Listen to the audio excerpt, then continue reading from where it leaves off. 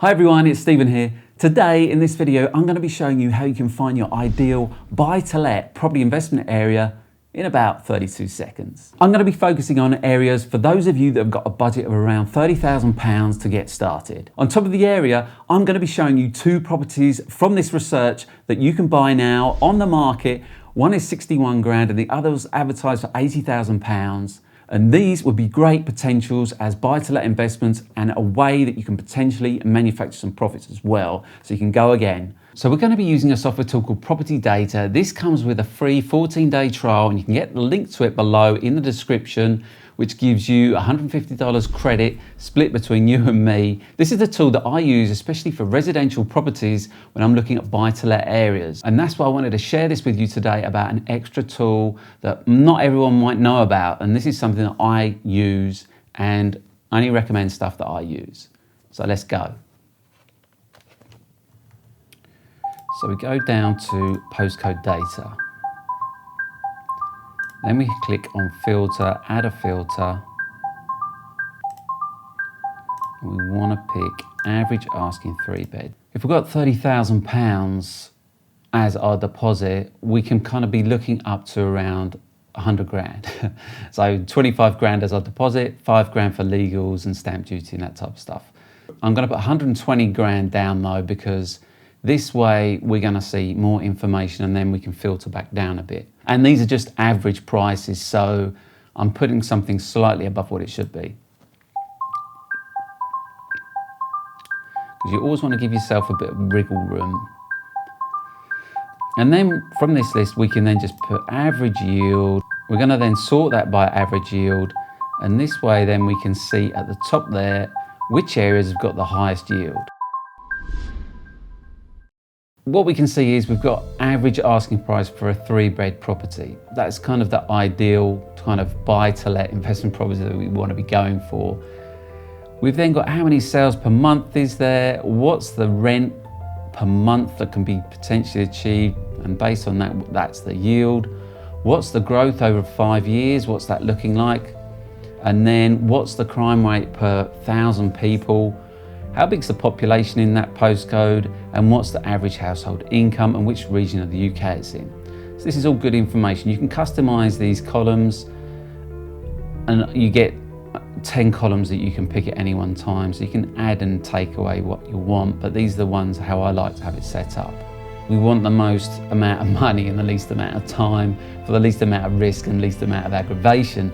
So if we just pick an area at the top of our list, we just go, well, we'll pick TS3, and that's going to give us the highest yield. It's not always the case. So you might think, okay, northeast, where is that in the northeast? These are quite large areas, and then East Midlands. So it might be that for you, depending on where you're living, if you're in the south, you've got a long way to travel. So you might go, well, I'll look at the East Midlands one first. So the East Midland one's DN31 might be a better prospect. I don't want to travel too far to look at properties. And then what we're going to do is we're just going to click on the TS3. To keep it simple, we're going to then source unmodernized properties. And then what we want to do is reset that to circle and then hit 10 for 10 miles. And then it's showing us that there's 137 properties within that area that we can go and look at. So we'll go and hit source those properties now.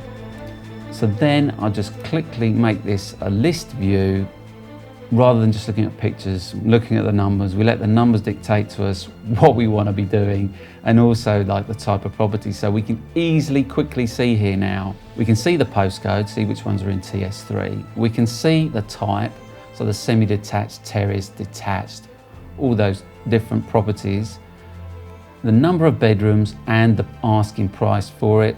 We've then got presented back to us the average price that property would normally be able to get. So if there's a big difference, we've got to ask ourselves, why is that? Because I've checked this before, I know that some of these are auction properties, so those ones are going to auction. That's why the guide price is so low, but that's not the price that you're going to be buying it at. We can easily see here which is the best yield. So let's go to one of these other ones, 8.1. So this one doesn't look that great from the front or anything like that, but you can see that they've already received an offer of 60,500 for it. They're asking you to see if you want to gazump them and offer more.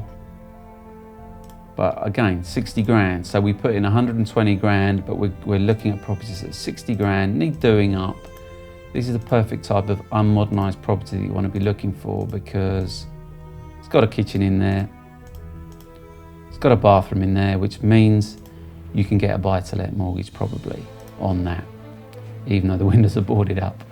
But I think, yeah, they're just boarded up. The windows are still there. So this property's on the market for 60,500. So you could put in an offer that's above this. The lowest would be 61,000.